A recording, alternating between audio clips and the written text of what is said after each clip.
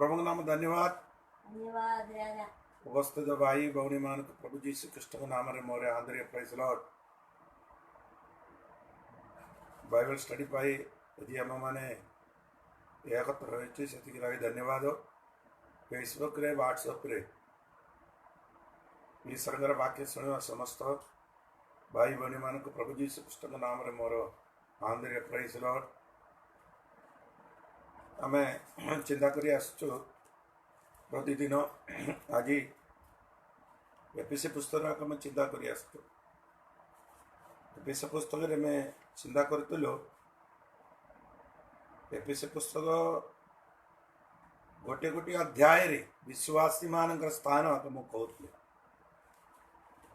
आपण मैंने पासे रांधी बोली मुझे भावुची एक अध्याय रे प्रभु विश्वासी माने ईश्वर गटारे द्वितीय अध्याय रे विश्वासी माने स्वर्ग रे तृतीय अध्याय रे विश्वासी माने मंडली रे चारि अध्याय रे विश्वासी माने शिक्षा रे ठिया आयो पंचम अध्याय रे विश्वासी माने जगत रे 6 अध्याय रो 1 ठार 9 पर्यंत विश्वासी माने परिवार भीतर किमिदी आवार अछि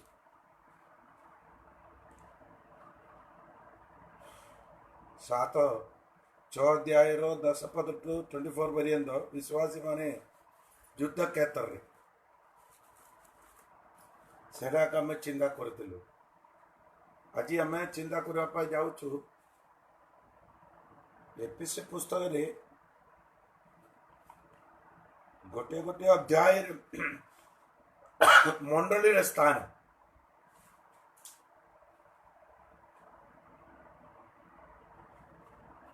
ये मंडली गोटे गोटे अध्याय रे स्थान आकम को याबा चाहंदी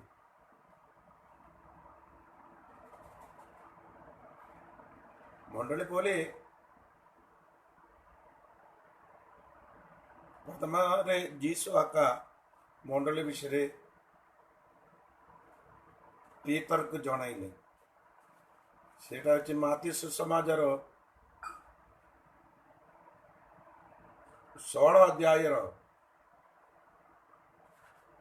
18 पद रे आका जीसु नोदन निमरे प्रथम रे कहबाट आ मो मंती तुमको कहू अछि तमे पीतर कोणी एही पत्थर ऊपरे मु अपना मंडली तोड़ी दी एटा देखो तुम्हें पीतर कोणी एही पत्थर ऊपरे एही पत्थर बोले कहबाटा जीसु एही पत्थर ऊपरे मु अपना मंडली तोड़ीबी मोर मंडली मु तोड़ीबी तो अब मंडली आरंभ करि नथला तोड़ीबी बोले कहले तले हां तापर कोन जीसु कहबाटा देखो सुनदो आउ नरकर बड़ तो ताहाकू पराजय करिबो नाही नरकर बड़ ताहाकू पराजय करिबो नाही पराजित करिबो नाही आप देखो मंडली तोड़ीबो मंडली रो विरुद्ध रे नरकर बड़ या बोली कहबार अर्थ अछि शैतान रो बड़ मंडली विरुद्ध रे सदा बेले काम करिथाय भाई भौणी माने मंडली बोली कहबाटा आमे माने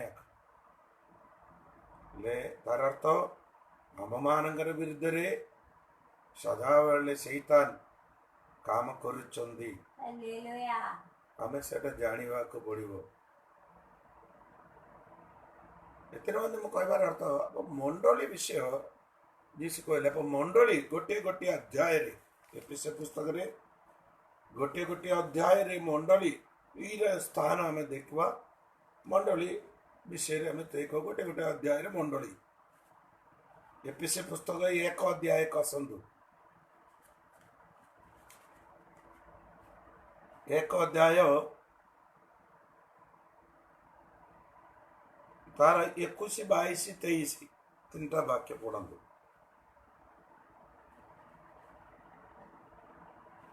तो से समस्त ऊपर ताहांगु उन्नत कराई स्वर्ग रे अपना दक्षिण पार्श्व रे उपवेश न कराइले आ समस्त विषय ताहांग पाद तळे ଭାବେ ବଶୀଭୂତ କରି ରଖି ତାହାକୁ ସର୍ବ ବିଷୟର ମସ୍ତକ ସ୍ୱରୂପେ ମଣ୍ଡଳୀକୁ ଦାନ କଲେ।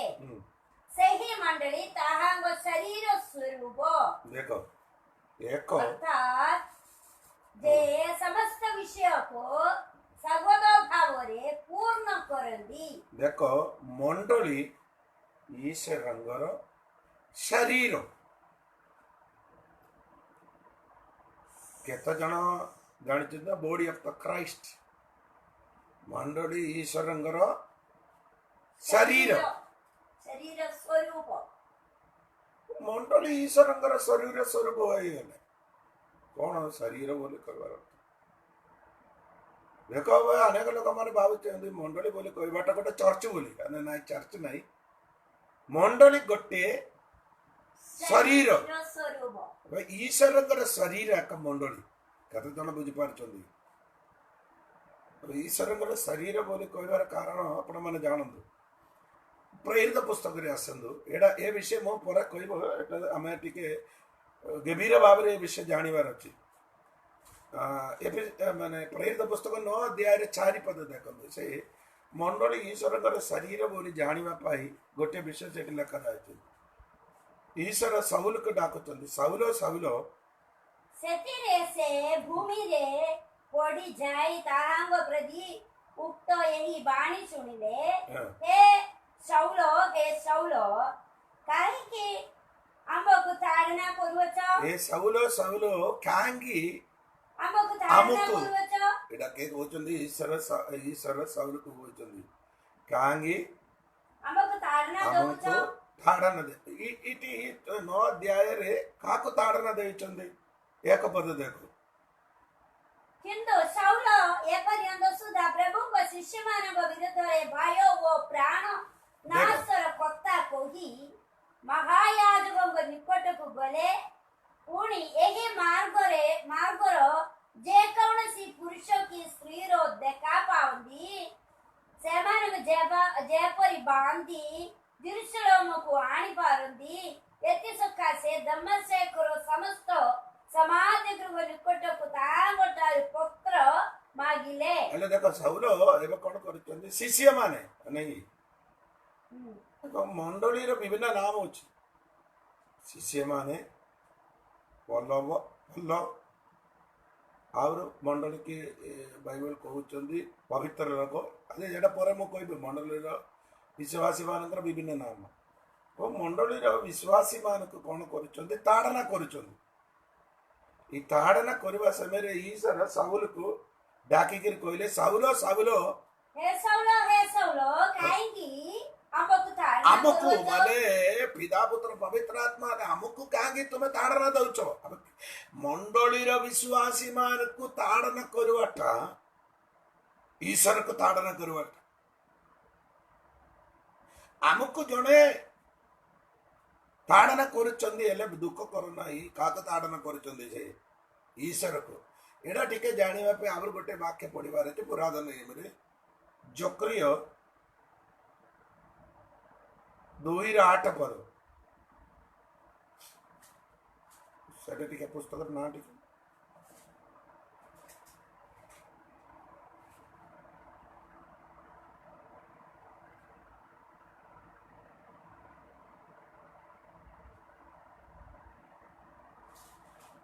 ସେଠି ପଢିଲେ ଆମକୁ ଜଣା ପଡିବ। କାରଣ ସୈନ୍ୟାଧିପତି ସଦାପ୍ରଭୁ ଏହି କଥା କହନ୍ତି, ଯେଉଁ ଗୋଷ୍ଠୀ ଗଣ ତୁମମାନଙ୍କୁ ଲୁଟିଲେ ସେମାନଙ୍କ ନିକଟକୁ ମହିମାତେ ସେ ମୋତେ ପ୍ରେରଣ କରିଅଛନ୍ତି। କାରଣ ଯେଉଁ ଲୋକ ତୁମମାନଙ୍କୁ ସ୍ପର୍ଶ କରେ ସେ ତାହାଙ୍କ ଚକ୍ଷୁର ପିତୁଳାକୁ ସ୍ପର୍ଶ କରେ। ହେଲେ ଦେଖ, ଯେଉଁମାନେ ତାହାଙ୍କୁ ସ୍ପର୍ଶ କରେ ତାଙ୍କର ଚକ୍ଷୁର ପିତୁଳାକୁ ପିତୁଳାକୁ ସ୍ପର୍ଶ କରେ ବୋଲି ଲେଖିଥିଲେ। ପୁସ୍ତକର ନାମ ଜିକ୍ରିୟ ପୁସ୍ତକରେ ସେ କହୁଛି 2:8 ପଦରେ, ମାନେ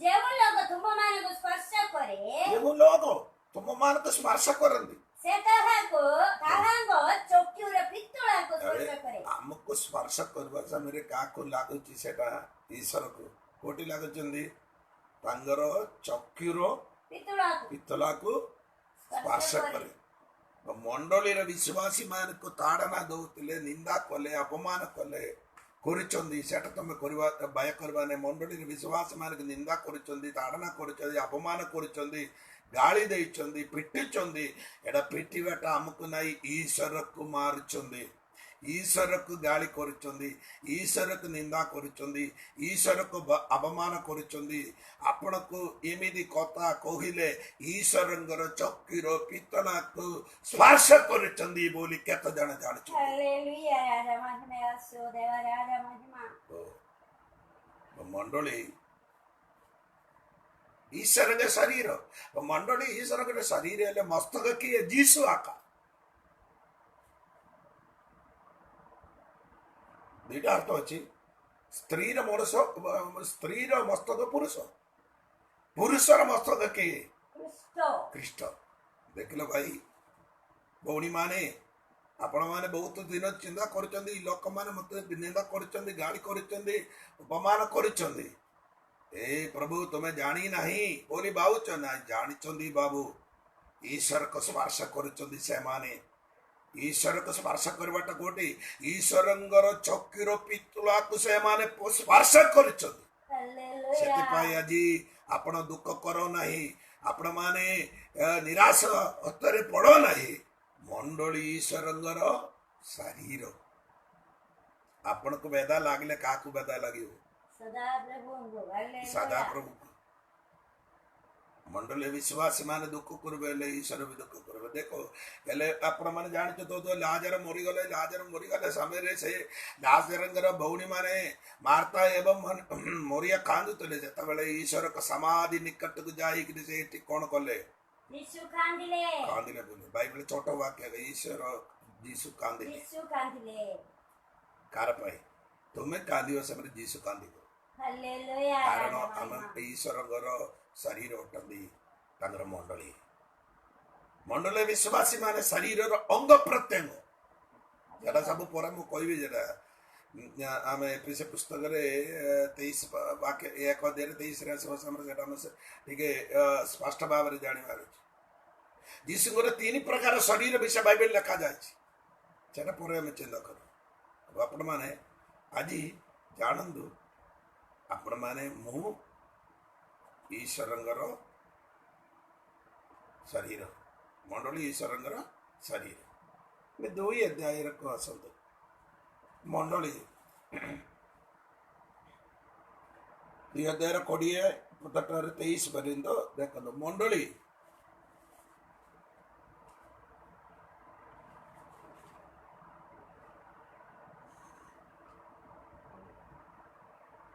କୋଡ଼ିଏଟାରୁ 2 ଅଧ୍ୟାୟର 20-23 ପର୍ଯ୍ୟନ୍ତ ତୁମେମାନେ ପ୍ରେରିତ ଓ ଭଗବାଦୀମାନଙ୍କର ଭିତ୍ତିମୂଳ ଉପରେ ନିର୍ମିତ ହୋଇଅଛ ଖ୍ରୀଷ୍ଟ ଯୀଶୁ ସ୍ୱୟଂ ସେଥିର କଣରେ ପ୍ରଧାନ ବସ୍ତର ତାହାଙ୍କଠାରେ ପ୍ରତ୍ୟେକ ଗୃହ ଏକତ୍ର ସଂଲଗ୍ନ ହୋଇ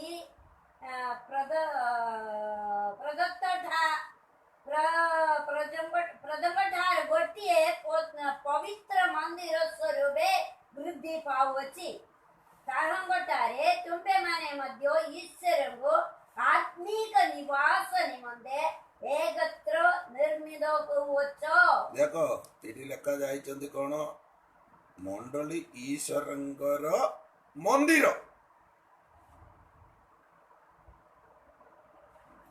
ଲେ ଶୁଣନ୍ତୁ ପବିତ୍ର ମନ୍ଦିର ବୋଲି ଲେଖାଯାଇଛି ଏବେ ଈଶ୍ୱରଙ୍କର ମନ୍ଦିର ଅଟନ୍ତି ଆପଣ ମାନଙ୍କର ଶରୀର ମଣ୍ଡଳୀ ଈଶ୍ୱରଙ୍କର ମନ୍ଦିର ପ୍ରତ୍ୟେକ ଭାଇ ଭଉଣୀ ମାନଙ୍କର ଶରୀର ଈଶ୍ୱରଙ୍କର ମନ୍ଦିର କେତେ ଜଣ ଜାଣିଛନ୍ତି ବୋଲି ମୁଁ ଜାଣିନାହାନ୍ତି ମନ୍ଦିର ବୋଲି କହିବାଟା ଚର୍ଚ୍ଚ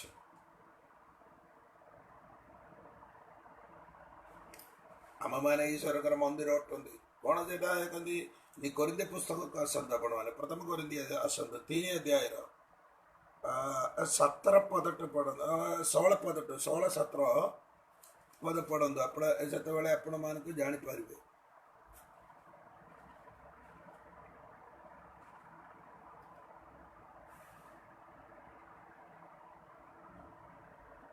ତୁମେ ମାନେ ଈଶ୍ୱରଙ୍କ ମନ୍ଦିର ଆଉ ଈଶ୍ୱରଙ୍କ ଆତ୍ମା ତୁମମାନଙ୍କ ଅନ୍ତରରେ ବାସ କରନ୍ତି। ତୁମମାନେ ଈଶ୍ୱରଙ୍କର ମନ୍ଦିର, ଈଶ୍ୱରଙ୍କର ଆତ୍ମା ତୁମମାନଙ୍କର ଅନ୍ତରରେ वास करंदी। अब देखो अपना माने ऐसे पुस्तक तने माने प्रथम करंदी 6 अध्याय को संदो 6 अध्याय 19 पद पढ़ंदो।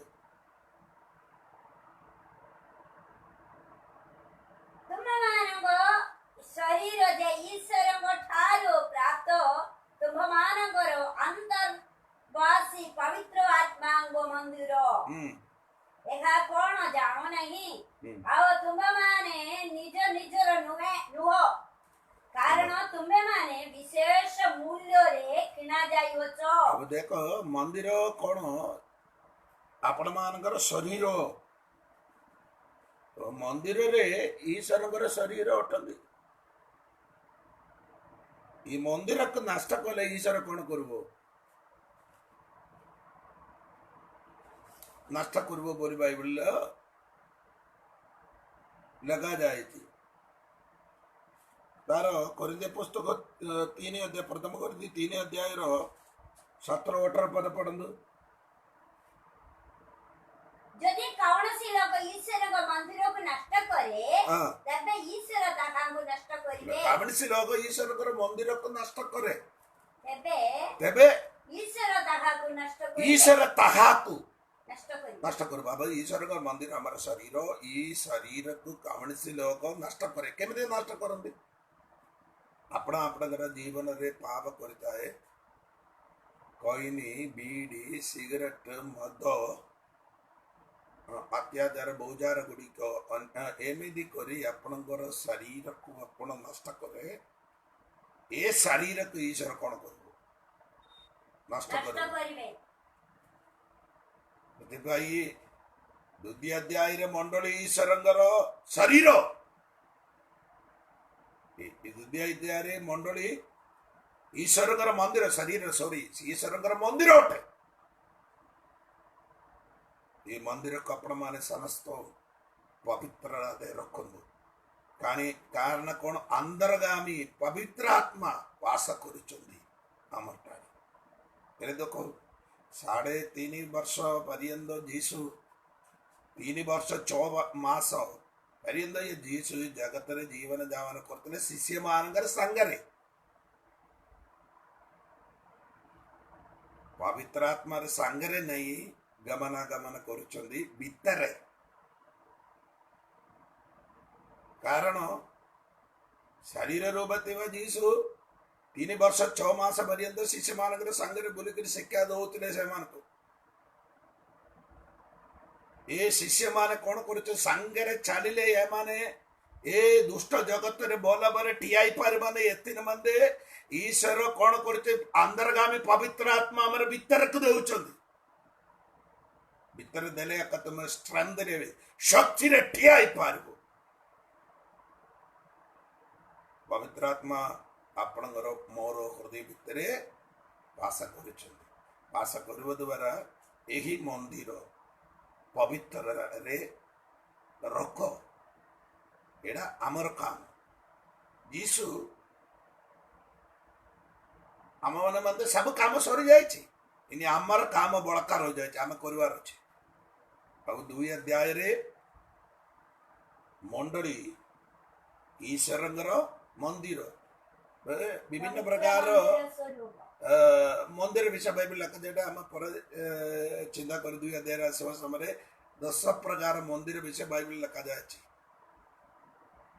से मंदिर गुड़िक आम शिखा। और तृतीय अध्याय को आम आसतु ये मंदिर विषय से कौन लिखा जाए बोली आपण मैंने एफएससी पुस्तक 3 अध्याय भीतर का संद तार 3 अध्याय 3 ठार 6 पर्यंत पढ़ंदु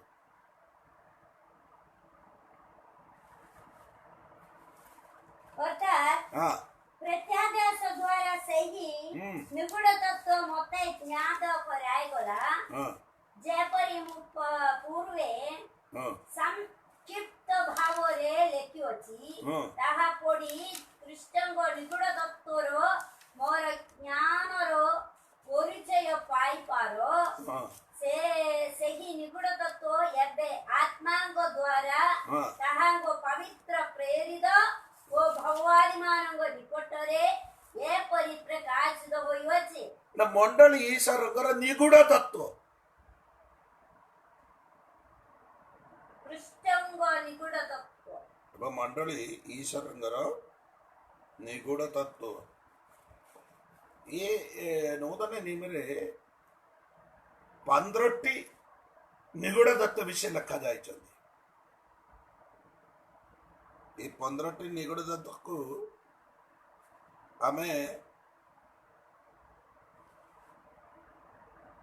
विभक्त करी चिंता करवार अछि बुझले कि 4 भाग विभक्त करी आमे चिंता करवा परे आमे पढ़िबार अछि सेटा एक अध्याय समय निगूढ़ तत्व विषय रे आपण मानको मो कहबी बुझले कि ए निगूढ़ तत्व विषय रे बाइबल कहउछन्ती जे मंडली ईश्वरंगर निगूढ़ तत्व एटा प्रकाशित पुस्तक रे से कथा कहउछन्ती नागी एक अध्याय 20 पद रे कोन लगा जायछन्ती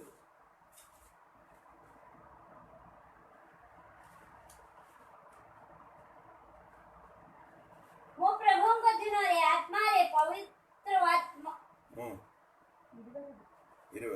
पढ़िए आमर दक्षिण हस्त रे जेवं सप्त नक्षत्र देखिलो सेतिर वो सप्त सुवर्ण प्रदीप और निगूढ़ तत्व एगी सही सप्त नक्षत्र सप्त मंडली रो हेलो। दूतगण सप्त नक्षत्र सप्त मंडली एडा निगूढ़ तत्व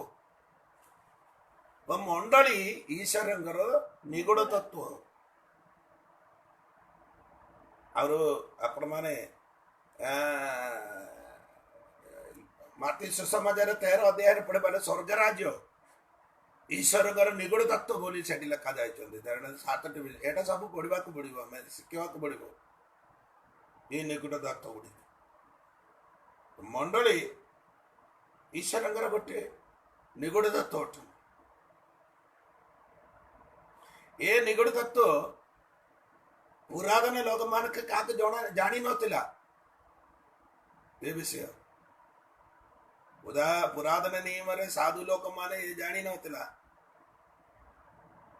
ये निगूढ़ तत्व किंतु नूतन नियम रे विश्वासी मान को मंडली रे निगूढ़ तत्व जानी पारले एडा उदाहरण गोटे विषय बाइबल लिखा जाय आदि पुस्तक रे एक अध्याय रे आपण माने जानिछन्ती आदाम हव्वा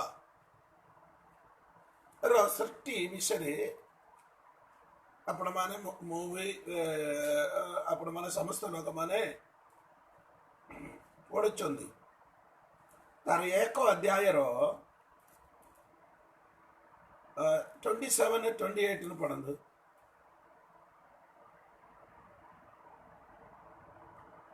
अनंतर परमेश्वर अपना प्रतिमूर्ति रे मनुष्य को सृष्टि कले परमेश्वर प्रतिमूर्ति रे से ताहा को सृष्टि कले पुरुष और स्त्री करी से मान को सृष्टि करे देखो इनी देखा जाए कि पुरुष है और स्त्री अब ये पुरुष रो शरीर भितरे हां स्त्री रोउतिला रोउतिला तापर याका 2 अध्याय रे कासा समय सृष्टि करचंदी बोली लका जायछ केमेदी आदाम को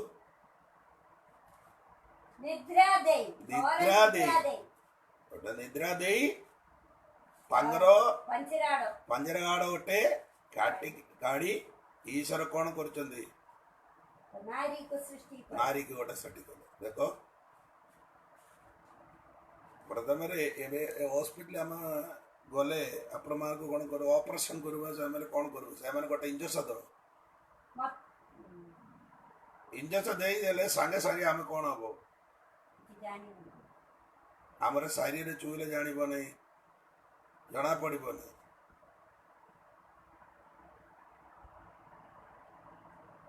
निद्रा पड़े से प्रकार प्रथम ऑपरेशन ईश्वर गले रक्त बाहर ना सेमती ऑपरेशन करते आदाम आदामर शरीर भितरे हवा थिले सृष्टि करवा समय एटा केपे बाहरले से गोटे निद्रारे द्वारा का से आदाम हवा को बाहर कले केमती तार पंजरा आड़ गोटे गाड़ी सब पार्ट मान कहते बहुत लोक मैंने कहते पंजरा आड़ को साइड रे डाण साइड ना बाम साइड बाइबल लिखा बाम नाई डाण नाई बोली बाइबल लिखा ना किसी न जानिक आखि बुझिक प्रचार कर बाइबल टी पढ़ी प्रचार कर क्रूसर दुईटा चोर मैंने मरीगले को चोर परित्राण पाई बोली समस्त लोक मैंने अधिकांश लोक मैंने कहते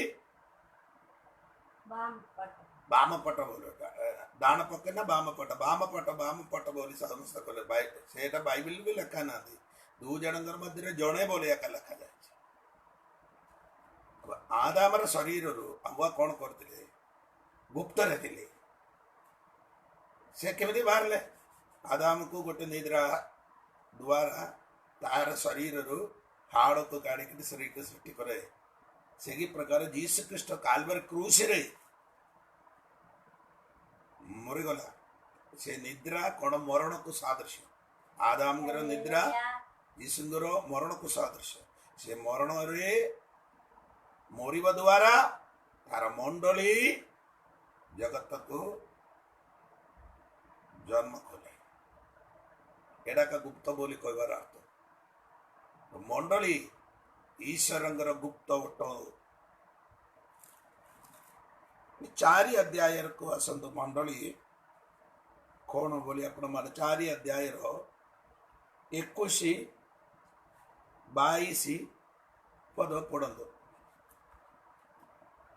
23 पर्यंत 21 4 अध्याय 21 22 23 तुम्भे माने तो ताहांग विषय सुनियोच पुणी जीसुंग संबंधी सत्य अनुसारे ताहांग सहभागीदारे थाई शिक्षित होइयोच अर्थात तुम्भे मानेंग पुरातन आचरण संबंध रे जेव पुरातन स्वभाव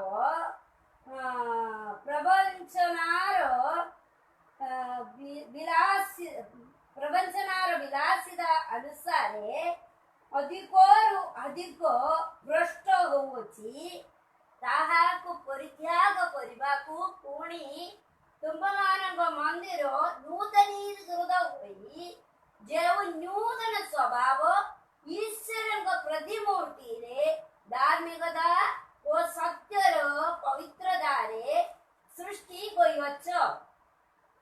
होइवछि ताहा परिधान करबाकु शिक्षित होइवछ देखो इडा नूतन स्वभाव बोलिया का लिखा जाए इंग्लिश बाइबल तुम पढ़ले का तुम जन स्वभाव नहीं न्यू मैन नूतन मनुष्य ओडिया रे स्वभाव बोली लिखा जाए इंग्लिश रे नूतन मनुष्य मंडली नूतन मनुष्य तार ऊपर पुरातन स्वभाव बोली लिखा जाए पुरातन स्वभाव नहीं से भी इंग्लिश ले ओल्ड मैन पूरा भाषा रे पुरुष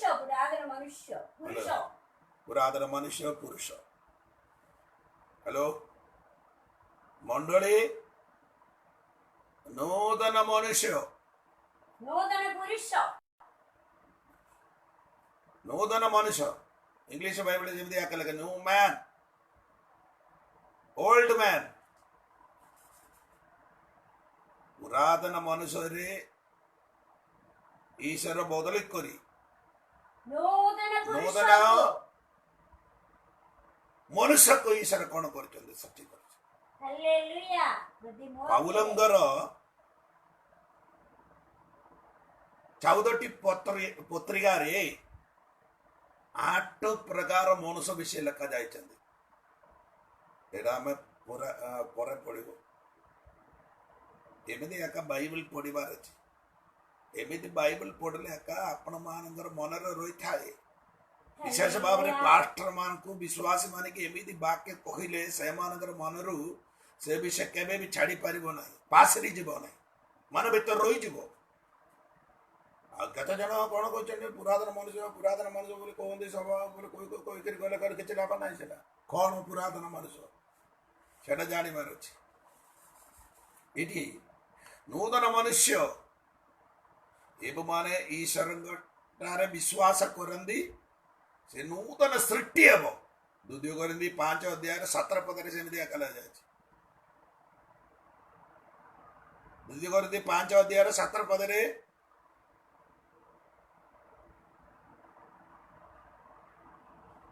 ଈଶ୍ୱରଙ୍କଠାରେ ରହିବ ସେ ନୂତନ ସୃଷ୍ଟି।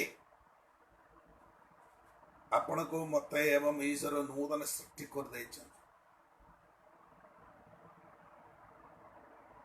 ତାପରେ ଶରୀରକୁ କିଛି ବଦଳି ହେଇନାହିଁ, କିନ୍ତୁ ଭିତରେ ଗୋଟେ ମନୁଷ୍ୟ ଅଛି। ଏଣୁ ଯଦି କେହି ଖ୍ରୀଷ୍ଟଙ୍କଠାରେ ଅଛି ତେବେ ସେ ନୂତନ ସୃଷ୍ଟି ହୋଇଅଛି। ଆପଣଙ୍କ ମାନଙ୍କର ମୋର ହୃଦୟ ଭିତରେ ଆମର ଗୋଟେ ଦୁଇ ପ୍ରକାର ମନୁଷ୍ୟ, 12 ମନୁଷ୍ୟ, ଯେଟା ପୌଲ କହୁଛନ୍ତି, ଯେଟା ପରେ ଆମେ ଚିନ୍ତା କରିବା। 12 ମନୁଷ୍ୟ ଭିତର ମନୁଷ୍ୟ। 12 ମନୁଷ୍ୟକୁ କଣ ଦରକାର? ଭାତ, ରୁଟି, ମାଂସ, ତରକାରୀ, ପାଣି ଇତ୍ୟାଦି ଦରକାର। ଭିତର ମନୁଷ୍ୟକୁ କଣ ଦରକାର? ବାକ୍ୟ ଦରକାର। ଏ ଭିତର ମନୁଷ୍ୟ ମରି ଯାଇଥିଲେ। ପ୍ରଭୁ ଯୀଶୁ ଖ୍ରୀଷ୍ଟ ଯେତେବେଳେ ଆମେ ବିଶ୍ୱାସ କରୁଥିଲେ ସେତେବେଳେ ସେ ଭିତର ମନୁଷ୍ୟ କଣ ହୋଇଛି? ସଜୀବ ହେଇଯାଇଛି। ପୌଲ କହୁଛି 12 ମନୁଷ୍ୟ କେ ପାଇବାର ଅଛି। ଭିତର ମନୁଷ୍ୟ ଦିନକୁ ଦିନ ବଢିବାର ଅଛି। ଆପଣଙ୍କର ଭିତରେ ଗୋଟେ ମନୁଷ୍ୟ ଅଛି। ଏ ବିଷୟ ପୌଲ ଏଠି କହୁଛନ୍ତି। ଆପଣ ମାନେ ଦେଖିଲେ ଜଣା ପଡିବ। ଏଫେସୀ ପୁସ୍ତକ 3 ଅଧ୍ୟାୟରେ କାଶନ୍ତୁ, ସେଠି ପୌଲ କହିବାଟା ଆପଣ ମାନେ ଦେଖନ୍ତୁ। 3 ଅଧ୍ୟାୟରେ 16 ପଦ। 3 ଅଧ୍ୟାୟରେ ଏଫେସୀ ପୁସ୍ତକ 3 ଅଧ୍ୟାୟରେ 16 ପଦ। ଯେପରି ଯେ ସେ ଆପଣା ଗୌରବ ସ୍ୱରୂପ ନିଧି ଅନୁସାରେ ଆପଣା ଆତ୍ମାଙ୍କ ଦ୍ୱାରା ତୁମ୍ଭମାନଙ୍କ ଆନ୍ତରିକ ପୁରୁଷରେ ଆନ୍ତରିକ ପୁରୁଷ ମନୁଷ୍ୟ ଶକ୍ତି ପ୍ରାପ୍ତ ହୋଇ ସେ ମନୁଷ୍ୟ ଶକ୍ତି ପ୍ରାପ୍ତ। ଆପଣ ଦେଖ, ମୁଁ କହିବାରେ ମଣ୍ଡଳୀ ଈଶ୍ୱରଙ୍କର ନୂଆ ସୃଷ୍ଟି, ନୂଆ ମନୁଷ୍ୟଙ୍କର ଭିତରେ ଆପଣଙ୍କର ହୃଦୟ ଭିତରେ ଗୋଟେ ନୂଆ ମନୁଷ୍ୟ ଅଛି। ସେ ମନୁଷ୍ୟ ଦିନକୁ ଦିନ କଣ କରିବାର ଅଛି? ଶକ୍ତି ପ୍ରାପ୍ତ ହବାର ଅଛି, ବଳବାନ ହବାର ଅଛି। ଶକ୍ତି ପ୍ରାପ୍ତ ହେବା ପାଇଁ ତାକୁ କଣ ଦରକାର?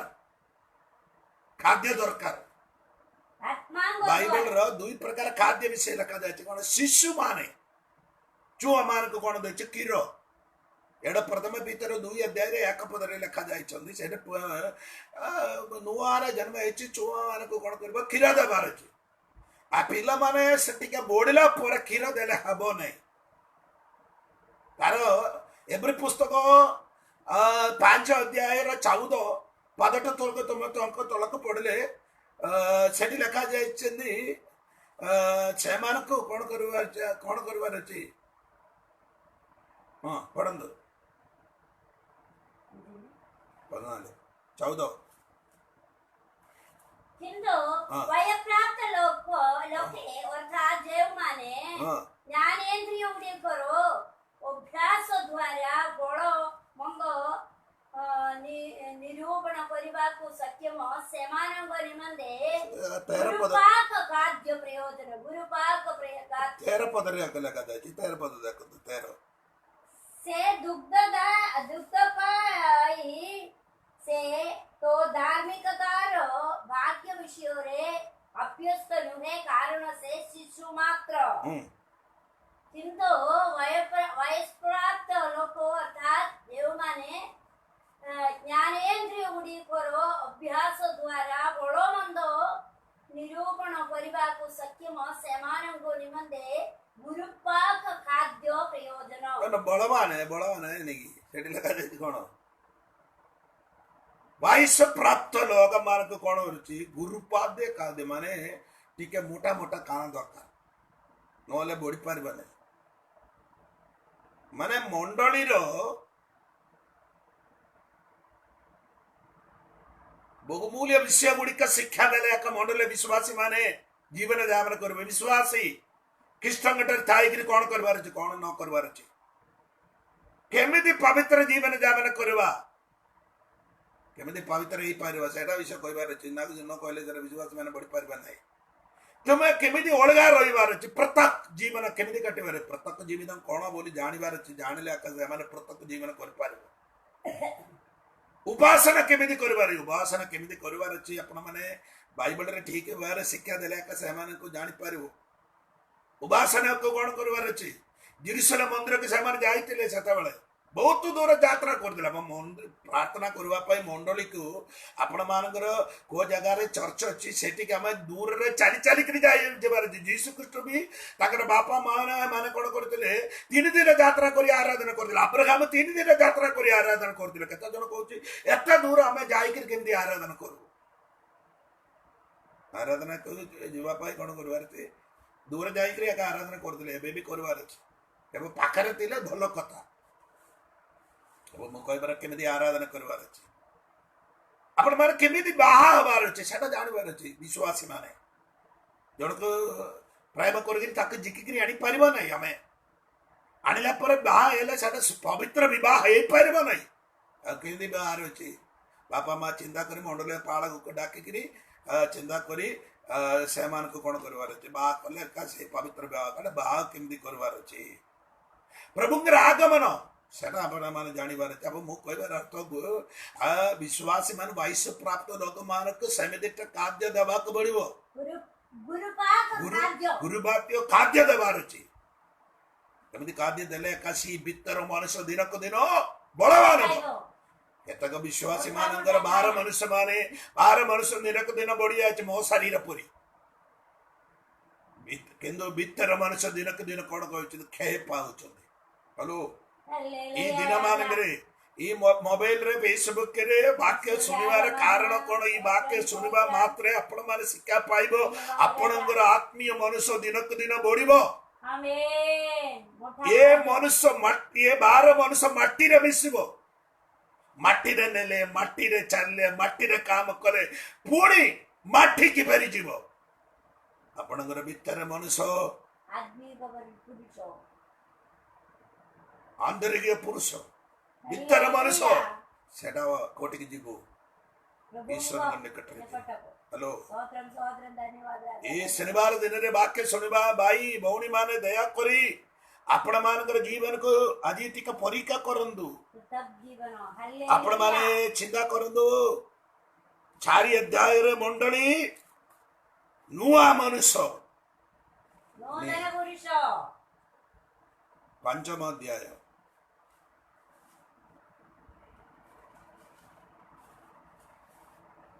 पंचम अध्याय रे मंडली कोण तार 24 देखो हाँ मंडली जेपरी कृष्णଙ୍କର वशीभूत ସେହି ପରି ସ୍ତ୍ରୀମାନେ ମଧ୍ୟ ସବୁ ବିଷୟରେ ଆପଣା ଆପଣା ସ୍ୱାମୀର वशीभूତ मंडली ईश्वरଙ୍କର कन्या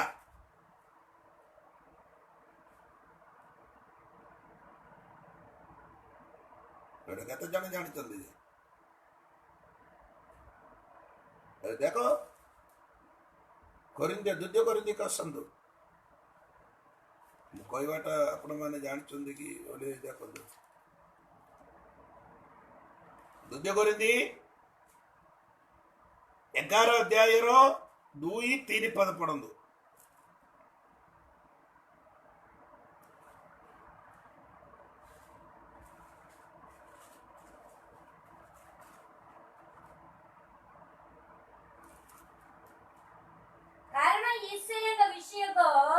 उद्योगरे मो तुम्बमानंग निमंदे उद्योगी जेनो मो तुम्बमानंग सती कन्या सदृश्य एक स्वामी ठारे अर्थात कृष्ण गोठारे समर्पण करबा निमंदे वाग्दान करियोछि देखला ना सत्य कन्या कन्या बोली मु आगे कहले करंदी पुस्तक रे सत्य कन्या एटी कहउचंदी मंडली ईश्वरंगर सत्य कन्या सत्य कन्या कौन करी ईश्वरंग ठारे कौन करचंदी वाग्दान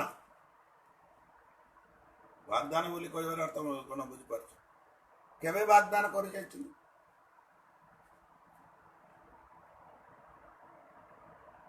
आपण माने केमदी परित्राण पाइले परित्राण करबा समय परित्राण बोली कहबाटा कोन केमदी अछि आपण माने मुग रे ईश्वर को विश्वास करबार अछि हृदय विश्वास करी मुगरे स्वीकार करो ये रोमियो पुस्तक 10 अध्याय 9 पद सेतबेले एका तमे कोन करचंदी ईश्वर को विश्वास करचंदी हृदय रे विश्वास मुगरे स्वीकार करचंदी मोर प्रभु यीशु मोर त्राणकर्ता बोली आपण विश्वास शैतान को परित्याग करी ईश्वर को मु स्वीकार करूछु से दिन रे आपण माने ईश्वरंगर सहित वाग्दान कर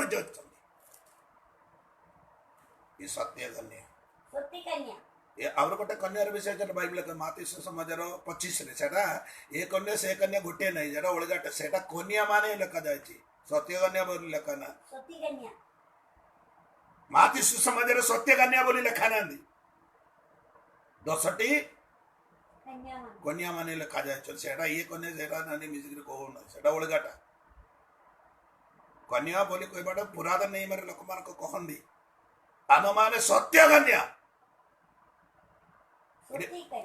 कन्या विषय एडी लेखा जाय आपण माने देखो जेटा तार 3 पद देखो प्रथम द्वितीय कोरिन्थी 11 अध्याय रो किंतु सर्प अपना मूर्खदारी हवा को जयपरी बुलाइला सही परी काले तुम्हे मान को मन को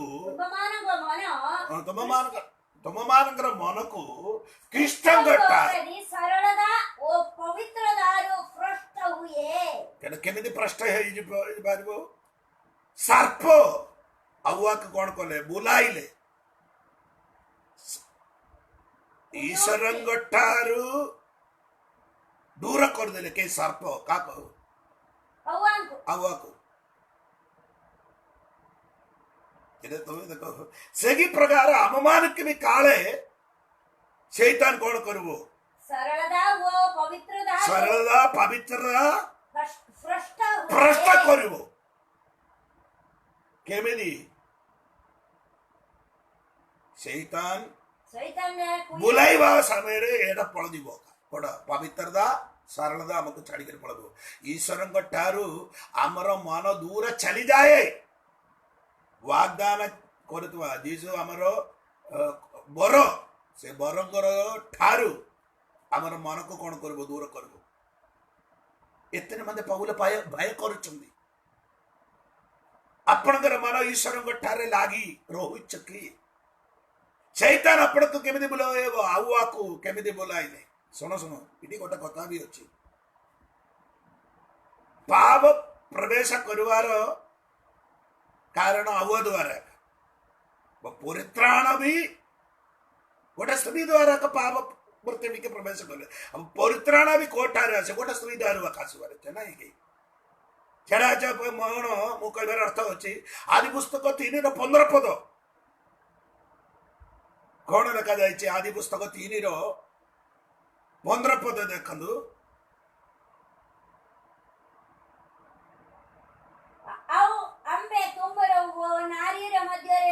नारी रो मध्यरु पुणी तुमरा वंश वो ताहा वंश मध्यरु वैर भाव जनाइबा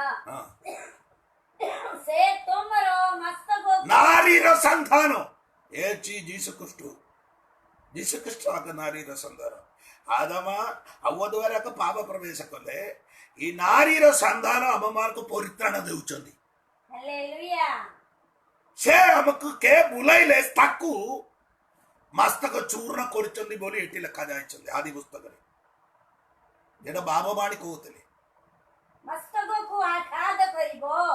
ମସ୍ତକ ଆଗା କହୁଥିବ ବୋଲି ଯେଟା ପୁରାତନ ନିୟମ କହୁଥିଲେ, କିନ୍ତୁ ନୂତନ ନିୟମରେ ଆସିବା ଅନୁସାରେ ଠିକ କଥା। ଶୈତାନକୁ ଯୀଶୁ କାଲଭାରୀ କ୍ରୁସରେ ମୁଣ୍ଡକୁ ଚୂର୍ଣ୍ଣ କରେ। ମୁଣ୍ଡକୁ ଚୂର୍ଣ୍ଣ କରିଦେଇଛନ୍ତି। ଭାଇ ମୁଁ କହିବାର ଅର୍ଥ, ଏବେ ମୁଣ୍ଡ ଗଲେ ବାକି ଅଛି ତାର, ଲାଜ। ସେଟା ବୁଲୁଛନ୍ତି ସେ କଣ ପାଇଁ? ମଣ୍ଡଳୀର ବିଶ୍ୱାସୀ ମାନଙ୍କୁ ତାଙ୍କର ଦୁର୍ଦ୍ଦଶାରେ କଣ କରିବାର ଅଛି?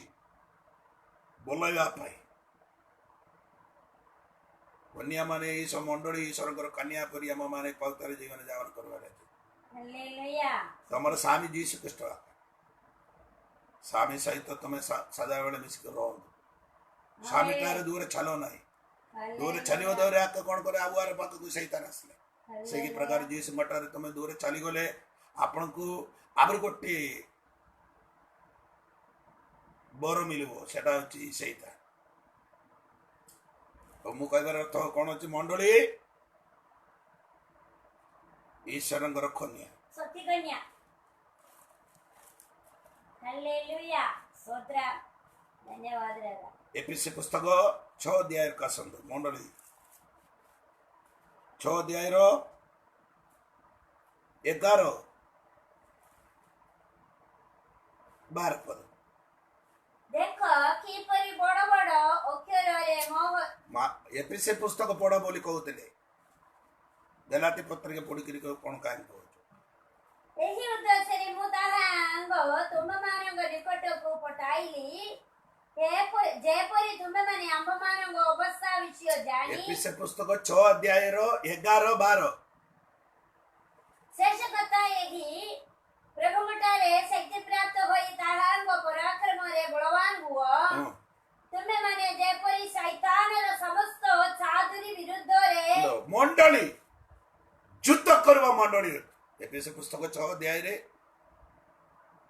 ଯୁଦ୍ଧ କରିବା ମଣ୍ଡଳୀ। ମଣ୍ଡଳୀରେ ବିଶ୍ୱାସୀ ମାନେ ଯୁଦ୍ଧ କ୍ଷେତ୍ରରେ ଠିଆ ହେଇଛନ୍ତି। ଯୁଦ୍ଧ କରିବାର ଅଛି। ତମକୁ ଆସ୍ଥାର ଶାସ୍ତ୍ର ଦେଇଛନ୍ତି 7ଟା। ଏଫେସୀ ପୁସ୍ତକ 6 ଅଧ୍ୟାୟରେ ଅଛି ସେଟା ଆସ୍ଥାର ଶାସ୍ତ୍ର। ଏଟା ସବୁ ପିନ୍ଧିକିରି କଣ କରିବାର ଅଛି? ଆପଣ ମାନେ ଯୁଦ୍ଧ କରିବାର ଅଛି। କାର ସହିତ? ଶୈତାନ ସହିତ ଲଢେଇବାର ଅଛି। ଲଢେଇବା ପାଇଁ ଆସ୍ଥାର ଶାସ୍ତ୍ର ଆପଣ ମାନଙ୍କୁ ଦଉଛନ୍ତି। ସତୀରୂପ କାଟି ବନ୍ଧନ ବୋଲି କହୁଛି ଯେ ମାନେ ବେଲ୍ଟ। ଏ କଥା କହିବା ସମୟରେ ପାଉଲ କୋଉଠି ଅଛି? ଜେଲରେ ରହୁଛନ୍ତି। ଜେଲରେ ସୈନିକ ଲୋକମାନେ କେମିତି ପିନ୍ଧୁଛନ୍ତି ସେଟା ଦେଖିକିରି ଆକା ବିଶ୍ୱାସୀ ମାନଙ୍କୁ ଚେତନା ଦେଇଛି। ସେ ଆପଣ ମାନେ ସେମିତି ଆସ୍ତ୍ର ଶସ୍ତ୍ର କଣ କରିବାର ଅଛି? ପିନ୍ଧିବାର ଅଛି। ସେ ହେଲମେଟ, ଶିରସ୍ତ୍ରାଣ। କଣ ପାଇଁ ଶିରସ୍ତ୍ରାଣ ଦେଉଛନ୍ତି? ଏ ମୁଣ୍ଡରେ ଏକା ପ୍ରଥମରେ ସେଇଟା କାମ କରୁଛି। ଏ ସାପକୁ ମାରିବା ସମୟରେ କୋଉଠି ମାରିବାର ଅଛି? ପ୍ରଥମରେ ମୁଣ୍ଡକୁ ମାରିବାର ଅଛି। अब शैतान मोर मुंडरे आपणଙ୍କର ମୁଣ୍ଡରେ କାମ କରନ୍ତି। ସେଥିପାଇଁ ଆପଣ ମାନଙ୍କୁ ପରିତ୍ରାଣର ଶିରସ୍ତ୍ରାଣ ଦରକାର। ମୁଣ୍ଡରେ ହେଲମେଟ ନଉଥିଲେ କଣ ହବ? ଗାଡ଼ିରେ ଗଲେ ପଡ଼ିଗଲେ ଆମକୁ କଣ ହେଲା? କ୍ଷତି ହବ, ନହେଲେ ମରଣ ବି ଘଟିପାରେ। ସେଥିପାଇଁ ମୁଁ କହିବାର ଅର୍ଥ, ଆପଣଙ୍କୁ ସେମିତି କଣ ହେଲମେଟ ଦରକାର? କଣ ଆମର ହେଲମେଟ? ପରିତ୍ରାଣ। ଆପଣଙ୍କର ମାଇଣ୍ଡ ଚେଞ୍ଜ ନ ହଉ। माइंड चेंज करने शैतान काम कर मुंडरे बेसी काम करुचंदी। शैतान काम करवा द्वारा कौन करुचंदी? अनेक लोक माने ईश्वर दूर चली जाई पारे। ई दिन में आज शनिवार दिन आपण मान जीवन को आपण मान टिके परीक्षा करंदु। आमे माने समस्त युद्ध क्षेत्र ठिया युद्ध फाइटिंग करो कार सहित शैतान विरुद्ध और गोटे अच्छी भ्रांत शिक्षक मान विरुद्ध कौन करवार अच्छे? युद्ध करवार अच्छे। केत लोग माने शैतान सहित लड़ाइब, भ्रांत शिक्षक मान संगे कौन कर बुझल कि नहीं? तरे परित्राण है कि असुविधा नहीं, को पाप कले भी किसी असुविधा नहीं बोली कहवा होचंदी से सहित मिसिक जीवन जापन कर। हेलो ସେମାନେ ଭ୍ରାନ୍ତ ଶିକ୍ଷକ ଜଣେ ତୋର ପରିତ୍ରାଣ ଗୋଟେ ପାଇଲେ ଆଉ ପାପ କରିପାରିବନି ପାପ କରିପାରିବ ତ ଏ ତୋର ପରିତ୍ରାଣ ପାଇବା ଥିଲେ ବ୍ୟକ୍ତି ନାହିଁ କି ଭିତର କିଶର କଣ ବୋଲେ ସେଇତାନ ମୋ ଠାରୁ ଦୂରେ ଛାଡ଼ିଯାଅ ବୋଲି କହିବାର କାରଣ କଣ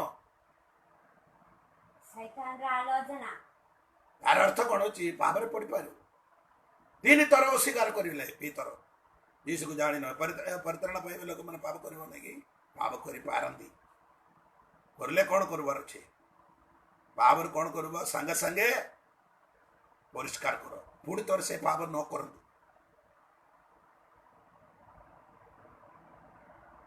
ଭ୍ରାନ୍ତ ଶିକ୍ଷକ ମାନେ ବଢି ଯାଇଛନ୍ତି ଯେ ଯୀଶୁ କୃଷ୍ଣଙ୍କ ନାମରେ ଡୁବେ ଶନିବାର ଦିନ ଆରାଧନା ହାଲେଲୁୟା ରାଜମହିମା యేసుదేవా ପବିତ୍ର ଆତ୍ମା ନାହିଁ ପରିଭାଷା ବନ୍ଦ ହେଇଛି ଏମିତି କହିକରି ଲୋକମାନଙ୍କୁ ବୋଲୁଛନ୍ତି ସେଟା ଏମିତି ଭ୍ରାନ୍ତ ଶିକ୍ଷକ ମାନଙ୍କର ବିରୁଦ୍ଧରେ ପୌଲ ସେ ଯିବା ମାତ୍ର ଏମିତି କହୁଥିଲେ ପ୍ରେରିତ ପୁସ୍ତକ 20 ଅଧ୍ୟାୟରେ ସେଟା ପଢିକରି ଶୁଣିଲା ପରେ ଆମର ଆଜିର କ୍ଲାସ ବନ୍ଦ କରିବା ପ୍ରେରିତ ପୁସ୍ତକ 20 ଅଧ୍ୟାୟ କସନ୍ତୁ ପୌଲ ମଣ୍ଡଳୀର ପ୍ରାଚୀନ ମାନଙ୍କୁ ଡାକିକିରି କହିବାଟା ଆପଣ ମାନେ ଦେଖନ୍ତୁ ତାର 20 ଅଧ୍ୟାୟର 28 ଦେଖନ୍ତୁ 28 29 28 29 ତୁମେମାନେ ନିଜ ନିଜ ବିଷୟରେ ଆଉ ଯେଉଁ ମଣ୍ଡଳୀ କି ଈଶ୍ୱର ଆପଣା ନିଜ ରକ୍ତରେ କ୍ରୟ କରିଅଛନ୍ତି ତାହାଙ୍କର ସେହି ମଣ୍ଡଳୀ କି ପ୍ରତିପାଳନ କରିବା ନିମନ୍ତେ ପବିତ୍ର ଆତ୍ମା ଯେ ସମସ୍ତ କୋଳ ମଧ୍ୟରେ ତୁମମାନଙ୍କୁ ଅଧ୍ୟକ୍ଷ ସ୍ୱରୂପେ ନିଯୁକ୍ତ କରିଅଛନ୍ତି ସେମାନଙ୍କ ବିଷୟରେ ସାବଧାନ ହୋଇଥାଅ ମୋହର ପ୍ରସ୍ଥାନ ପରେ ଦୁରନ୍ତ ବାଘ ଗୁଡାକ ଯେ ତୁମମାନଙ୍କ ମଧ୍ୟରେ ପ୍ରବେଶ ଭ୍ରାନ୍ତ ଶିକ୍ଷକ ମାନଙ୍କୁ କହୁଛନ୍ତି ଦୁରନ୍ତ ବାଘ ଗୁଡିକ ବାଇବଲରେ ଦୁରନ୍ତ 3 ପ୍ରକାର ବାଘ ଅଛି ସେଟା କହିବା ପାଇଁ ଯାଉନା ଏଠି ଦୁରନ୍ତ ବାଘ ବୋଲି କହିବାଟା କଣ ଅଛି ଭ୍ରାନ୍ତ ଶିକ୍ଷକ ମାନଙ୍କ ପୌଲ ଏଠି ଏ କଥା କହୁଛନ୍ତି ଦୁରନ୍ତ ବାଘ ଗୁଡିକ ଯେ ତୁମମାନଙ୍କର ମଧ୍ୟରେ ପ୍ରବେଶ କରି ବଳପ୍ରତି ନିର୍ଦ୍ଦୟ ବ୍ୟବହାର କରିବେ ତୁମମାନଙ୍କର ମଧ୍ୟରୁ ସୁଦ୍ଧା ଲୋକେ ଉଠି ଶିଷ୍ୟମାନଙ୍କୁ ଆପଣମାନଙ୍କ ପଛରେ ଟାଣି ନେବ ଭ୍ରାନ୍ତ ଶିକ୍ଷକ ମାନେ ଉଠିକି ମଣ୍ଡଳୀର ପବିତ୍ର ବ୍ୟକ୍ତି ମାନଙ୍କୁ କଣ କରିବ ଟାଣି ନେବ କି ବାଘ କଣ ଅଛି କଣ କି ବାଘ ଏଟା ଦୁରନ୍ତ ବାଘ ଗୁଡିକ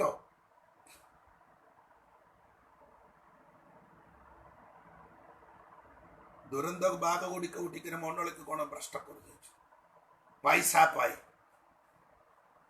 କଣ ପାଇଲେ ବି ଆପଣ ମାନଙ୍କୁ କେତେ ଜଣ ଭାବୁଛନ୍ତି ମତେ ପଇସା ମିଳେ ହେଇଯିବ ତାଙ୍କର ଶିକ୍ଷା ଆଣିଲେ କଣ ମତେ କିଛି ଅସୁବିଧା ନାହିଁ ମତେ ଟଙ୍କା ଦରକାର ବାବୁ ପ୍ରଥମ ତିମୋଥୀ 6:10 ଟଙ୍କାର ପଛରେ ଗଲେ କଣ ହବ ବୋଲି ଲେଖାଯାଇଛି ଜୀବନ ନଷ୍ଟ ହେଇଯିବ 6:10 ଯୋଉଦା କେମିତି ମରିଗଲେ ଟଙ୍କା ଦେଉରା ଦେହମା ବାବୁଲକି ଛାଡିକିରି ଯିବାର କାରଣ ହଉଛି ଟଙ୍କା ପାଇଁ ଏକା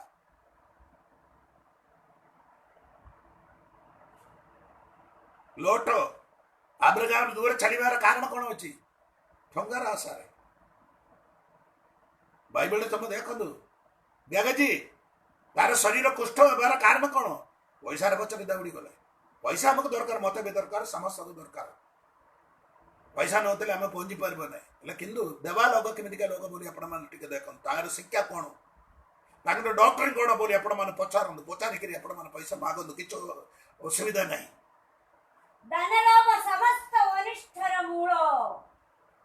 ଧନ ଲାଭ ପାଇଁ ସମସ୍ତ ଲୋକମାନେ ବିନଷ୍ଟ ହୋଇଯାଇଛି ଏ ପାପ ଆମେ ଆପଣ ମାନଙ୍କୁ ବିନଷ୍ଟ କରିପାରେ ସେଥିରୁ ଆପଣ ମାନେ କଣ କରିବାର ଅଛି ଦୂର ଛାଡି ଯାଉ ପଇସା ଦରକାର ମୁଁ କହିବାର ଅଛି ଶିକ୍ଷା ଦେବା ଲୋକମାନେ କ'ଣ କରିବେ? ଭ୍ରାନ୍ତ ଶିକ୍ଷକ ମାନେ ପଇସା ଦେଇକରି ଆପଣ ମାନଙ୍କୁ ମତେ ବି ବୋଲାଇବ, ଏମାନଙ୍କଠାରୁ ଦୂର ଚାଲି ଯାବ।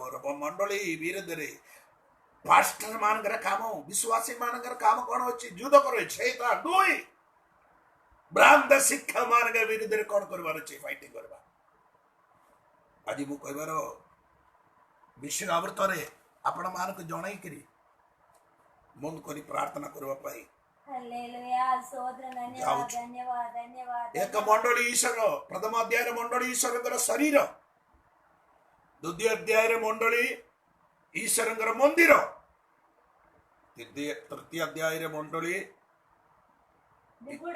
ନିଗୁଡ ତତ୍ତ୍ୱ, ଚାରି ଅଧ୍ୟାୟରେ ମଣ୍ଡଳୀ ନୂଆ ମନୁଷ୍ୟ, ନୂତନ ପୁରୁଷ, ପାଞ୍ଚ ଅଧ୍ୟାୟରେ ମଣ୍ଡଳୀ ଈଶ୍ୱରଙ୍କର ସତ୍ୟ କନ୍ୟା, ସତ୍ୟ କନ୍ୟା, ଆମେନ୍। ଛଅ ଅଧ୍ୟାୟରେ କନ୍ୟା, ଛଅ ଅଧ୍ୟାୟରେ ଯୁଦ୍ଧ କରିବା ମଣ୍ଡଳୀ। ଆମର ଚକ୍ଷୁ ବନ୍ଦ କରିବା, ପ୍ରାର୍ଥନା କରିବା। ଆମମାନଙ୍କର ସ୍ୱର୍ଗ ସୁବିଧା ତୁମର ପବିତ୍ର ନାମ ଧନ୍ୟବାଦ। ହାଲେଲୁୟା, ରାଜା ମହିମା, ସ୍ତୋତ୍ର, ଶନିବାର ଦିନ ରାଜା। ବାଇବେଲ ଷ୍ଟଡି ପାଇଁ ହାଲେଲୁୟା, ରାଜା ମହିମା। ଯୋଗ ଦେଇଥିବା ଭାଇ ଭଉଣୀ ମାନଙ୍କୁ ଏବଂ ସମସ୍ତ ପାଳକ ମାନଙ୍କୁ, ବିଶ୍ୱାସୀ ମାନଙ୍କୁ ତୁମେ ବାହୁଲ୍ୟ ଭାବେ ଆଶୀର୍ବାଦ କର। ଏ ବାକ୍ୟାନୁସାରେ ଜୀବନ ଯାପନ କରିବା ପାଇଁ ସାହାଯ୍ୟ କର। ମଣ୍ଡଳୀ ଈଶ୍ୱରଙ୍କର ମନ୍ଦିର ଅଟେ, ମଣ୍ଡଳୀ ଈଶ୍ୱରଙ୍କର ଶରୀର। ମଣ୍ଡଳୀ ଜଗତରେ ଯୁଦ୍ଧ କରିବାର ଅଛି। ଆମେ ଯୁଦ୍ଧ କରିବା କ୍ଷେତ୍ରରେ ଠିଆ ହେଇଛି। ଆମେ ଯୁଦ୍ଧ କରିବା ପାଇଁ ଆମମାନଙ୍କୁ ତୁମେ ସାହାଯ୍ୟ କର। ସମସ୍ତ ଭାଇ ଭଉଣୀ ମାନଙ୍କୁ ତୁମେ ଆଶୀର୍ବାଦ କର। ବାକି କହିବା ପାଇଁ ମତେ ତୁମେ ସାହାଯ୍ୟ କରିଥିଲେ, ସେତିକି ଲାଗି ଧନ୍ୟବାଦ। ପ୍ରାର୍ଥନା ଶୁଣିଥିଲେ ଯୀଶୁ ନାମରେ ମାଗୁଛୁ ପିତା। ପ୍ରଭୁ ଯୀଶୁଙ୍କର ଅନୁଗ୍ରହ, ଈଶ୍ୱରଙ୍କର ପ୍ରେମ, ପବିତ୍ର ଆତ୍ମାଙ୍କର ଶୁଭାଗୀତ ତୁମମାନଙ୍କର ସମସ୍ତଙ୍କ ସହିତ ପ୍ରଭୁ ଯୀଶୁ ଖ୍ରୀଷ୍ଟଙ୍କର ଦୁର୍ଦ୍ଦିଆନ ପର୍ଯ୍ୟନ୍ତ ସହବର୍ତ୍ତୀ ହୁଅନ୍ତୁ। ଆମେନ୍, ସମସ୍ତ ଭାଇ ଆମେନ୍, ମାନଙ୍କ ପ୍ରେମ। ଆମେନ୍।